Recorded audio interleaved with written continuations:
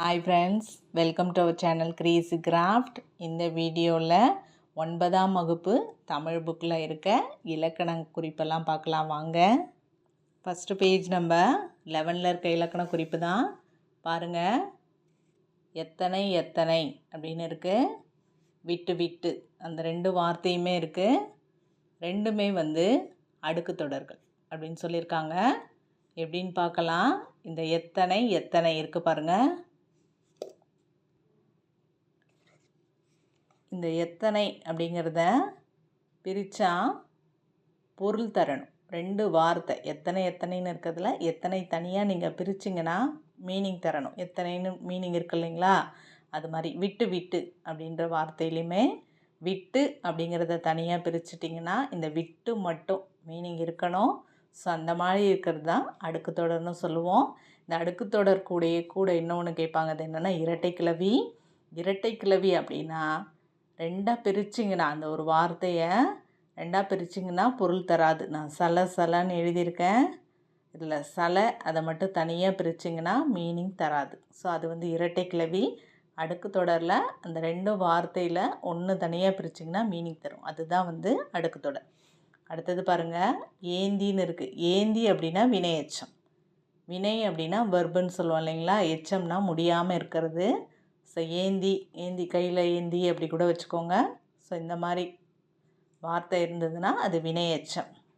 அடுத்தது காலமும் அப்படிங்கிறதுல லாஸ்ட்டில் பாருங்கள் அப்படிங்கிற ஒரு வார்த்தை முடிஞ்சிருக்கு. காலமும் அப்படின்னு முடிஞ்சிருந்தா அது முற்றுமை. இதை ஞாபகம் வச்சுக்கோங்க. இது கொஞ்சம் ஈஸி தான் உங்களுக்கு.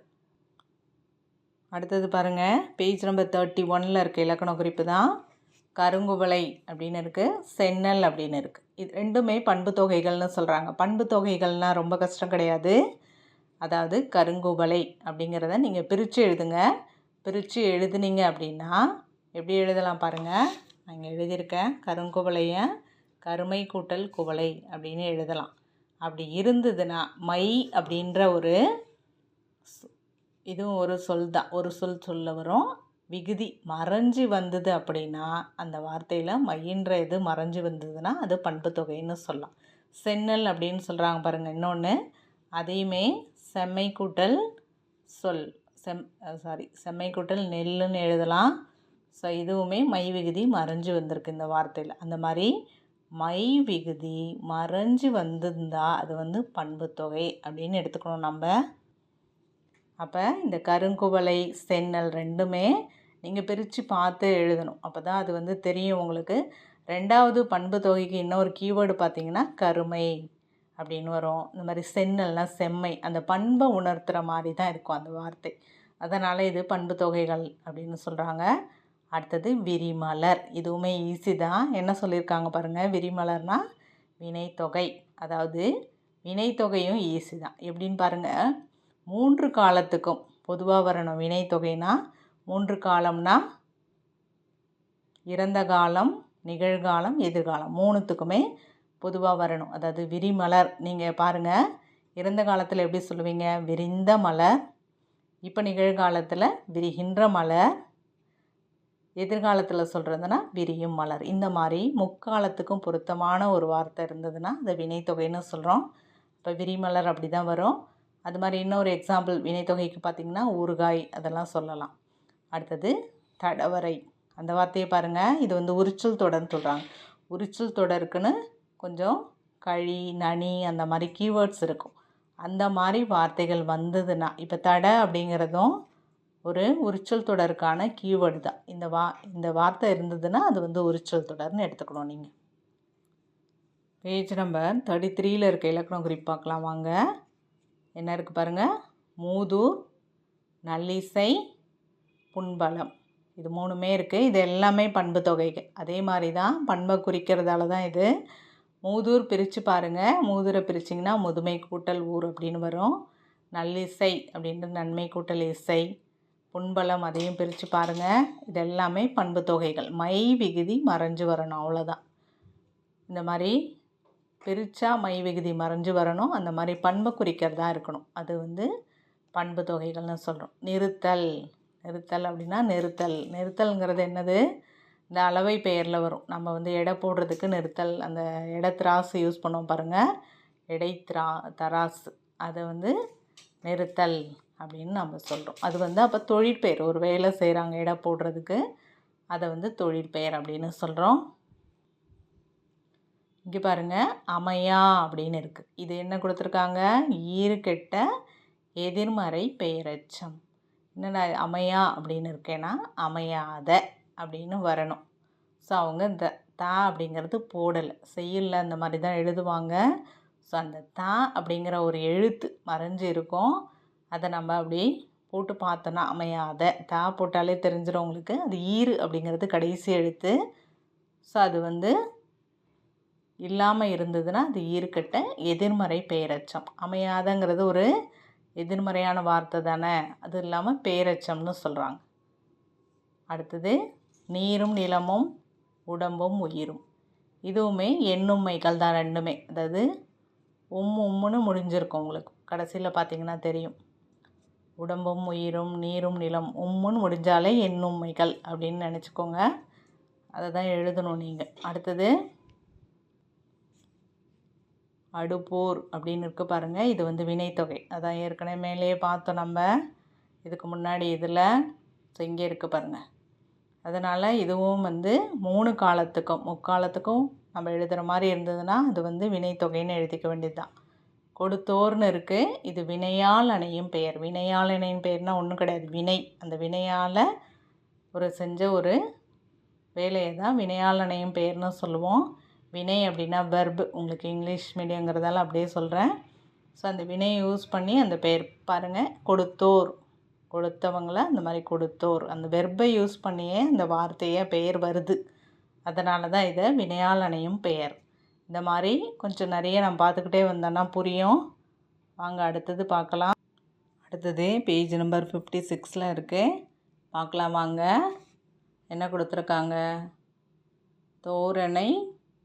தோரண வீதியும் தோமரு கோட்டியும் அப்படின்னு. நான் அது ஏற்கனவே சொன்ன மாதிரி தான் அப்படின்னு கடைசி அந்த வார்த்தையோட கடைசியில் முடிஞ்சு வந்ததுன்னா எண்ணும்மை அப்படின்னு எழுதிடுங்க, அவ்வளோதான். அடுத்தது காய்குலை கமுகு. கமுகுனா பாக்கு மரம், வேறு ஒன்றும் கிடையாது.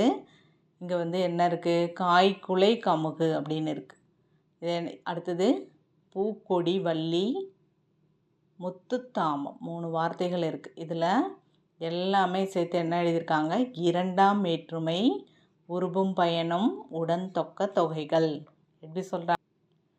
வேற்றுமை உருபுகளில் முதல் வேற்றுமை எழுவாய்னு சொல்லுவோம். 2ஆம் வேற்றுமை ஐ. அதாவது இந்த காய்குலை அப்படின்னு இருக்குது பாருங்கள், ஐயின் இங்கே முடிஞ்சிருக்கிறதால இது 2ஆம் வேற்றுமை உருபும் பயனும் உடன் தொக்க தொகைகள். இதை தனியாக உங்களுக்கு விரிவாக அப்புறமா சொல்கிறேன் நான். அடுத்தது பாருங்கள், மாற்றுமின் பரப்புமின். ஸோ என்னென்னா மாற்றுமின்னா நீங்கள் வந்து மாற்றுங்க, பரப்புங்க, அதாவது ஏதாவது ஒரு அரசியல் வாசகம் அந்த மாதிரி இதெல்லாம் பரப்புங்க அப்படின்னு சொல்கிறது. இது வந்து ஒரு வேலையை சொல்கிறோம், செய்ய சொல்லி சொல்கிறதால ஏவல் வினைமுற்றுகள் அப்படின்னு சொல்கிறோம். அடுத்தது உருபொருள்னு சொல்லுவோம் இல்லையா, அதாவது உரிச்சொலுக்குன்னு தனியாக கீவேர்ட்ஸ் இருக்குது. அதையும் உங்களுக்கு தனியாக கொடுக்குறேன். உருன்றது தான் இந்த இடத்துல கீவேர்டு இது. ஸோ இந்த மாதிரி வார்த்தை இருந்தாலே நீங்கள் உரிச்சொல் தொடர் அப்படின்னு எழுதிடலாம். அடுத்தது தாழ்பூந்துரை. தாழ்பூந்துரை அப்படின்னா என்னது? வினைத்தொகை. வினைத்தொகை ஏற்கனவே சொன்ன மாதிரி தான் 3 காலத்துக்கும் எழுதுகிற மாதிரி இருக்கணும், அது சொல்கிற மாதிரி இருக்க வார்த்தை தான் தாழ்பூந்துரை. இதை நீங்களே பிரித்து பாருங்கள், தெரியலன்னா கமெண்ட் செக்ஷனில் கேளுங்க. அடுத்தது தன்மணல் நல்லுரை. இது ரெண்டுமே வந்து பண்பு தொகைகள். அதான் இதை வந்து நீங்கள் பிரிச்சிங்க அப்படின்னா மெய்விகுதி மறைஞ்சு வரணும். அது மாதிரி இந்த வார்த்தை பண்பை குறிக்கணும். அப்படி இருந்ததுன்னா இது பண்பு தொகைகள். ஸோ நீங்களும் இதையும் பிரித்து பார்த்து எழுதுங்க, உங்களுக்கே தெரியும். அடுத்தது பேஜ் நம்பர் 89 இருக்க இலக்கண குறிப்பு பார்க்கலாம். இதில் பாருங்கள், ஃபஸ்ட்டு இருக்குது மாக்கடல் அப்படின்னு இருக்குது. மா அப்படிங்கிறதும் உரிச்சல் தொடரோடு தான். ஸோ அதனால் உரிச்சல் தொடர். இதில் மாக்கடல் உரிச்சல் தொடர் தான். இது உரிச்சலுக்கான கீவேர்டு தான் மா. இந்த மாதிரி இருந்ததுன்னா இது உரிச்சல் தொடர்னு எழுதிருங்க. அடுத்த வார்த்தை விளைதல்னு இருக்குது. விளைதல் அப்படின்னா விளையிறது, அதாவது பயிர், நெல் பயிர் விளைதல் அந்த மாதிரி. ஸோ இது வந்து ஒரு தொழிற்பெயர். அடுத்தது மலர்கை. இது வந்து ஓமைத்தொகை. மலர் போன்ற கை, இதை பிரிச்சிங்கன்னா அந்த போன்றங்கிற வார்த்தை வரணும். ஸோ அந்த மலர் போன்ற கை வந்து மலர் மாதிரி இருக்குன்னு சொல்கிறாங்க. அதனால் இது ஓமைத்தொகை. அடுத்த வார்த்தை நல்லறிவு. நல்லறிவு அப்படிங்கிறதுனா நீங்கள் பிரிச்சிங்கன்னா நன்மை கூட்டல் அறிவுன்னு வரும். ஸோ மை விகுதி மறைஞ்சு வந்திருக்கும். அது மட்டும் இல்லாமல் இது பண்பை குறிக்குது, நல்ல அப்படிங்கிற பண்பை. அதனால் இது பண்பு தொகை. உரைப்பேன். உரைப்பேன் அப்படின்னா நான் சொல்லுவேன் அந்த மாதிரி மீனிங் தான். தன்மை ஒருமை வினைமுற்றுன்னு எழுதியிருக்காங்க. தன்மை அப்படின்னா ஃபஸ்ட் பர்சன் சிங்குலரை குறிக்கும். ஸோ உரைப்பேன், நான் தான் உரைப்பேன் அப்படின்னு. ஒருமை சிங்குலருங்க தான். வினைமுற்று முடிஞ்சு போச்சு, அது ஒரு வினை, அதாவது வெர்பு முடிஞ்சதை குறிக்கிறது. அடுத்தது செய்வார். செய்வார் அதெல்லாம் வந்துட்டு வினையால் அணையும் பெயர். அந்த வினை வெர்பை வச்சு தான் அந்த பெயரையே சொல்கிறோம். அந்த மாதிரி இருந்ததுன்னா அது வந்து வினையால் அணையும் பெயர். நிறைய எக்ஸாம்பிள் பார்த்திங்கன்னா உங்களுக்கு இது புரியும். அடுத்தது இயற்றுக. இந்த மாதிரி கடைசியில் வார்த்தையோட கடைசியில் கா, இய, இயர் இந்த மாதிரிலாம் முடிஞ்சு இருந்ததுன்னா அது வந்து வியங்கோல் வினைமுற்று அப்படின்னு சொல்லுவோம். ஸோ இங்கே இது வந்து க அப்படின்னு முடிஞ்சிருக்கு இயற்றுகளை, அதனால் இது வியங்கோல் வினைமுற்று. மீதெல்லாம் அடுத்த வீடியோவில் பார்க்கலாம். தேங்க்யூ.